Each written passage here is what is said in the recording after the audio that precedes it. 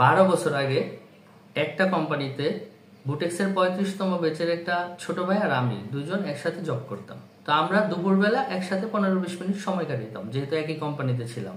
তো লাঞ্চের টাইমে একদিন গিয়ে দেখি সে টেবিলের উপর মাথা দিয়ে বসে আছে, সে কোনো কাজ করতেছে না। হ্যাঁ, তারপরে সে বললো যে বস ওকে খুব করে বকাঝকা করছে। নিচে নিয়ে গেলাম ওর মন ভালো করার জন্য।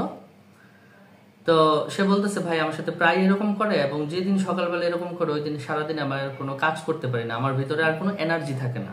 আসলে আমাদের ইন্ডাস্ট্রিতে এরকম অনেক বস আছে, তার কাছে কোনো একটা কিছু নিয়ে গেলে সে বললে, কি করলা, দেখবা না, হয় নাই, কি করতেছো, বুঝতেছো না, এইভাবে হবে না, যাও যাও।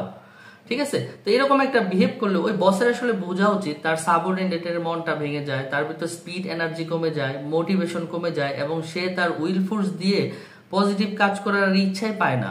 আর পজিটিভ কাজ করার পরে যদি সে এটার কোনো ক্রেডিট বা অ্যাপ্রিসিয়েশন না পায়, তাহলে সে এই পজিটিভ কাজটা কেন করবে? তা আলটিমেটলি বস কিন্তু সাবঅর্ডিনেটের পটেনশিয়ালকে ইউজ করতে পারতেছে না, উল্টা সেটাকে কিল করতেছে।